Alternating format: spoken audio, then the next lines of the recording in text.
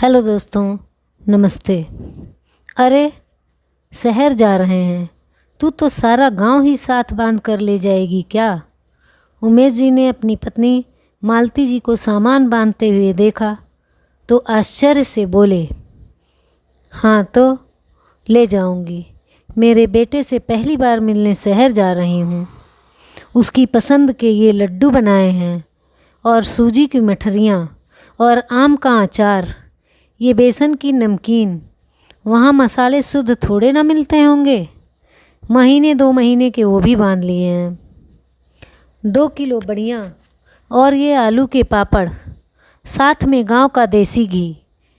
बेटे बहू हैं, शुद्ध खाएंगे तो स्वस्थ रहेंगे। पता नहीं उन्हें शहर में कुछ मिलता भी होगा या नहीं। फिर अभी नई नई गृहस्थी बसी है। मुझे जो भी सामान समझ में आया मैंने बांध लिया। अब आप ना रोकिए। मेरे बेटे और मेरे बीच में आने का आपका कोई हक ही नहीं है।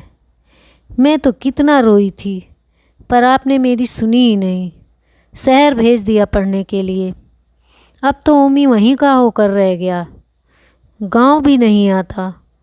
महीनों पहले ब्याह करके गया था, बहू को साथ ले गया। एक दिन भी मेरे पास ना छोड़ा। बेटी ना थी तो क्या मैं बहू को प्यार नहीं करती? मालती जी की आंखों से आंसू बहने लगे और वो भावुक हो गईं। सामान उनके हाथ में ही रह गया। उमेश जी ने संभाला और बैठाया। इतनी दुखी क्यों होती हो? मैं तो कब से उसे बुला रहा था, पर उस दिन वो पहली बार बोला कि आप ही रहने आ जाइए। उसे तो समय नहीं है, नौकरी भी तो करनी है। आजकल नौकरी घर परिवार रिश्तों और भावनाओं से ज़्यादा ज़रूरी हो गई है। काम भी तो उसी से चलता है। शहर के खर्चे भी तो बहुत होते हैं। अब तुम सामान बांध लो, फिर ना कहना कि कुछ छूट गया है। और हाँ, वहाँ पहनने के लिए कुछ अच्छी साड़ियाँ भी रख लेना। बहू भी तो पढ़ी लिखी नौकरी वाली है। उसके सामने तो कुछ कम नहीं लगनी चाहिए। अरे, बहू से कैसी होड़? वो तो मेरे बेटी जैसी है। कम या ज़्यादा क्या होता है? अब उसके जैसी तो सुंदर नहीं लग सकती। वो तो जाने क्या क्या पहनती है। और ये कहकर मालती जी हंसने लगीं। कितना छोटा था हमारा ओमी, और अब बहू भी लेकर आ गया। आपको याद है, शादी के इतने सालों बाद वो हुआ था। मैंने मंदिर जाकर कितनी प्रार्थनाएं की थीं। पूजा पाठ, टोना टुटका, जो जिसने बोला वो किया था। कितने इंतज़ार के बाद मेरी गोद हरी हुई थी। पर वो बड़ा कमज़ोर था। डॉक्टर ने भी कहा था अच्छे से देखभाल करने को। बच्चा बड़ा ही कमज़ोर है। उसके रोज़ मालिश करती थी ताकि हड्डियाँ मजबूत हो जाएं और वो चलने लगे। कितने मुश्किल से चलने लगा था। हर काम उसका देरी से हुआ था। ईश्वर ने एक ही संतान दी, पर उसे भी मुश्किल से पालना पड़ा। जब ओमी बड़ा हुआ तो पढ़ने में तेज निकला। कक्षा में पहले नंबर आता था। सब कहते थे ओमी बहुत बड़ा बनेगा, और आज बड़ा होकर बड़ी सी नौकरी करने लगा है। पत्नी भी अपनी पसंद की लाया है, पर देखा ना, बहू तो हमारे पैर भी ना छुए। थोड़ी आजकल के ज़माने की है। मुझसे तो बात भी ज़्यादा ना हुई थी। बस हाँ में हाँ और ना में ना कर देती थी। हाँ, पर शादी के तीसरे दिन तो दोनों चले गए थे। नौकरी जो करनी थी, मन भर कर देखा भी नहीं। मैं तो काम में ही उलझी हुई थी। अब छोड़ो ना, क्या पुरानी बात को लेकर बैठ गई। अब घर इतने दिनों बंद रहेगा तो उसे भी संभाल कर जाना है। तभी मोबाइल में घंटी बजती है। उसे सुनकर मालती जी खुश हो जाती हैं। सुनो जी, लगता है ओमी का फ़ोन है। लपक कर उठा लेती हैं। हाँ बेटा, कैसा है? तूने खाना खा लिया क्या? क्या माँ, हर बार एक ही सवाल। मैं तो कोई बच्चा हूँ जो आप मुझे खाने की पूछ रही हो? मेरी बाबूजी से बात करवाओ। बाबूजी, उस खेत का क्या हुआ? आपने सौदा किया या नहीं? अब शहर में मुझे अच्छी सोसाइटी में फ्लैट लेना है, तो जल्दी पैसे चाहिए, डाउन पेमेंट भी देना होगा। आप जल्दी से खेत का सौदा कीजिए। वैसे भी अब उसमें पहले की तरह फसल होती कहाँ है। और गुस्से में उसने फ़ोन रख दिया। ओमी क्या कह रहा था? मालती जी ने उन्हें झकझोरा तो वो संभल कर बोले, हाँ, कह रहा था सारा सामान अच्छे से पैक कर लेना, सफ़र के बीच के लिए भी खाना रख लेना। ट्रेन में अच्छा खाना नहीं मिलता। माँ बाहर का खाएगी तो उनका पेट खराब हो जाएगा। उमेश जी ने बहलाते हुए कहा, हाँ तो सही तो कह रहा था, मेरा बेटा है तो माँ की सेहत की चिंता तो होगी ही। अब भी मेरा ओमी मेरा कितना ध्यान रखता है और वो काम में लग गई। उमेश जी के माथे पर चिंता की लकीरें उभर आईं। जिंदगी भर खेतों में काम किया, खेतों की फसल को ही बेचकर घर चलाया। खेतों में उनकी जान बसती थी और ओमी जिद कर रहा था कि जो भी खेत है उन्हें बेचकर पैसा उन्हें दे दे ताकि शहर में फ्लैट ले सके। पर ओमी ने कभी नहीं सोचा कि अगर खेत बेचकर सारे पैसे उसे दे दिए तो वो दोनों बुढ़ापे में खाएंगे क्या। अब वो खुद खेत में काम नहीं कर सकते हैं, पर करवा तो सकते हैं, और अभी से बेटे बहू पर निर्भर होना उन्हें मंजूर भी नहीं था। अब वो अपना जीवन अपने हिसाब से जीना चाहते थे। खेत बेच देंगे तो घर कैसे चलेगा। भले ही ओमी कमाता हो, पर उसने आज तक बाबूजी पर एक भी पैसा खर्च नहीं किया था। शहर में होने वाले मोटे खर्चों की दुहाई देकर दिल के कितने छोटे हो जाते हैं। अपने ही माता पिता पर खर्च करने से कतराते हैं, जिनकी वजह से आज वो अपने पैरों पर खड़े हुए हैं। जब मालती जी सो रही थीं तो उमेश जी ने खेत और घर के कागज़ निकाले और जल्दी सुबह ही अपने मित्र जो वकील थे उनके पास चले गए और सारी बात उन्हें बताई। वकील ने उन्हें सब कुछ समझाया, कुछ लिखा पढ़ी हुई, और वो घर आ गए।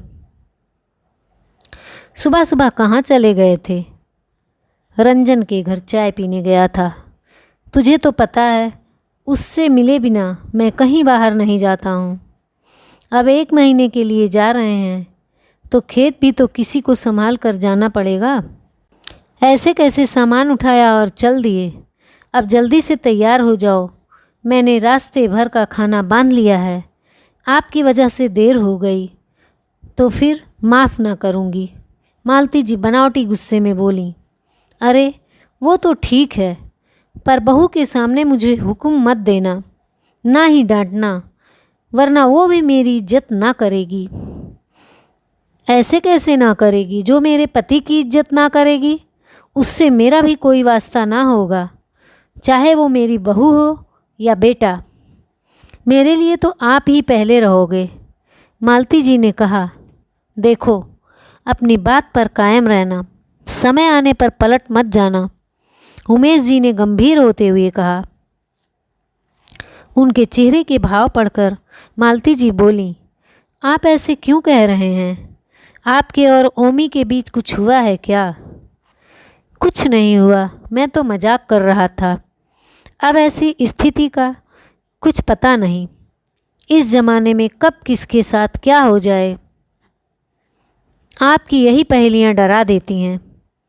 कभी तो कहते हो मजाक कर रहा था, कभी गंभीर हो जाते हो। और मालती जी सामान बाहर रखने लगीं। उमेश जी हाथ से सामान लेते हुए बोले, बेटे से मिलने की बड़ी खुशी हो रही है। इतना वजन उठाओगी तो इस बुढ़ापे में हड्डियां बोलने लगेंगी। बुढ़े होगे आप, मैं तो अभी भी जवान हूँ। मेरे बालों और रूप में कोई कमी नहीं आई है। और दोनों हंसने लगे। सभी पड़ोसियों को बताकर, सबसे मिलकर दोनों गांव के स्टेशन से शहर की ट्रेन में चढ़ गए। लंबा सफ़र था। 20 घंटे की थकाने वाली यात्रा करके दोनों शहर के स्टेशन पर पहुंच गए। मालती जी की नज़रें बेटे को ढूंढ रही थीं। ओमी लेने नहीं आया। मुझे तो लगा दोनों बेटे बहू स्टेशन पर मिलेंगे। आज तो रविवार है, उनका ऑफिस भी नहीं है। सामान एक तरफ रखकर उमेश जी ने मालती जी को बैठाया, फिर अपने बेटे को फ़ोन लगाया। ओमी बेटा। क्या बाबूजी? संडे है, चैन से सो भी नहीं सकता क्या? आपकी बहू भी देर रात तक काम करती है, आपने तो उसकी भी नींद खराब कर दी। आपको तो नींद इस उम्र में आती नहीं, पर हमें तो आती है। कोई भी काम था तो देर से फ़ोन कर देते। और बाबूजी, आपने खेत बेचे या नहीं? मुझे घर लेना है और इधर दलाल ने एक लगा रखी है। आपको तो हमारी जरा भी चिंता नहीं है। कब से कह रहे हैं खेत बेच दो तो मैं घर ले लूँगा।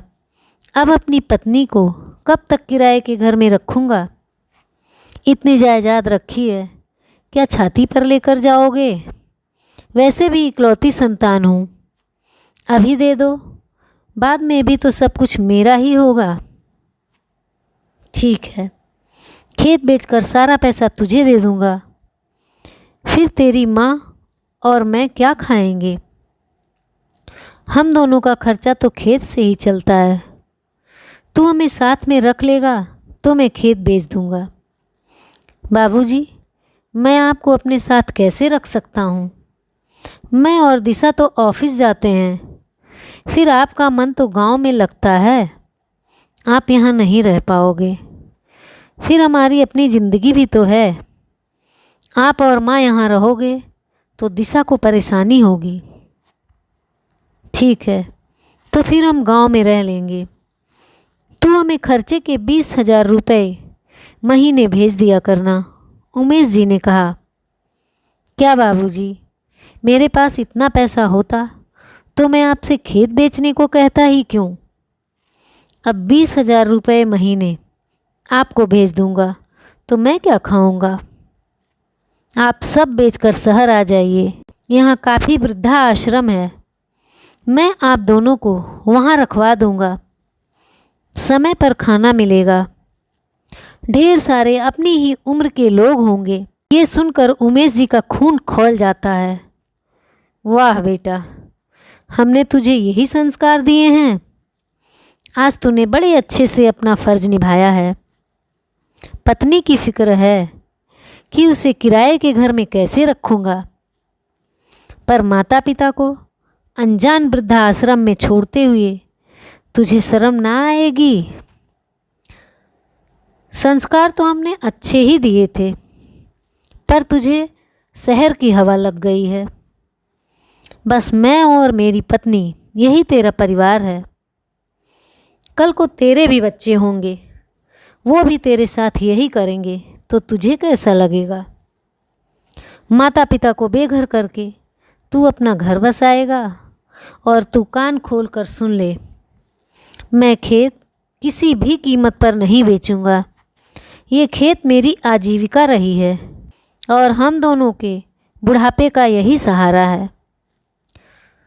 तुझे तो ये भी याद नहीं है कि तूने हमें रहने को बुलाया था।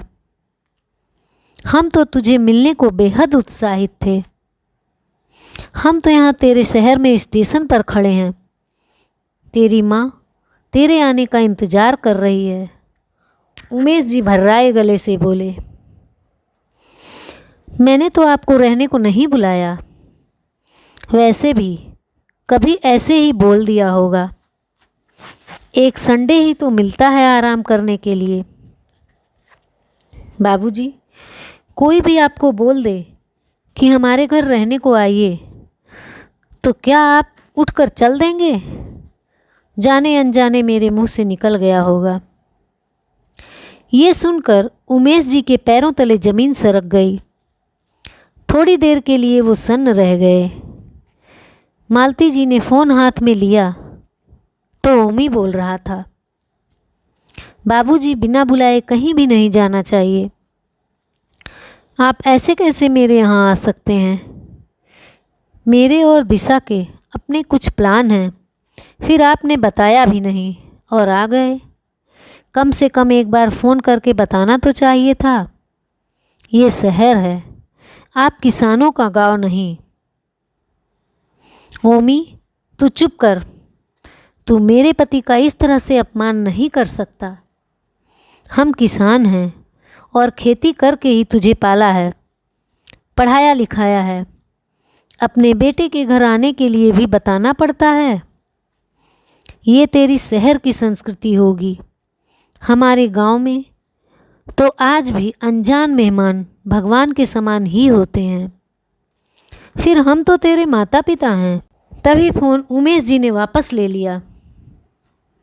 अब तू सुन, तुझे खेत और घर में से एक फूटी कौड़ी तक ना मिलेगी। तू अपनी पत्नी को कैसे रखेगा, ये तेरा मसला है।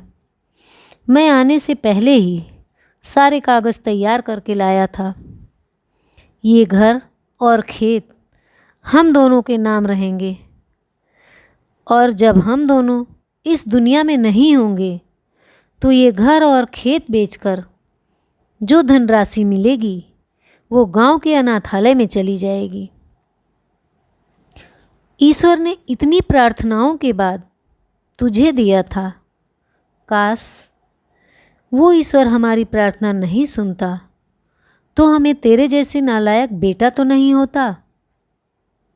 हम तो तुझसे मिलने आए थे, तेरे शहर में रहने आए थे, पर तुझे तो सिर्फ खेत के पैसे लेने हैं।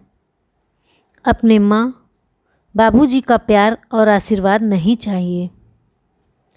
आज से तू हमारे लिए मर गया है और हम तेरे लिए मर चुके हैं। कभी गांव आकर शकल दिखाने की ज़रूरत नहीं है। हम वापस गांव जा रहे हैं। ये तो तेरी माँ की जिद थी, इसलिए तुझसे मिलने को चला आया, पर बहुत बड़ी गलती की। काश मालती ये सब नहीं देखती, एक भरम में जी लेती। हम तो बेटे का घर अपना घर समझ के रहने आए थे। उमेश जी और मालती जी ने सामान उठाया और स्टेशन से ही वापस गांव की ओर चल दिए। दोस्तों, माता पिता बच्चों के लिए सब कुछ करते हैं। वही बच्चे बड़े होकर उनकी भावनाओं और प्यार को समझ नहीं पाते, शहर चले जाते हैं। गांव की संस्कृति, माता पिता के त्याग और प्यार को भुला देते हैं। धन्यवाद।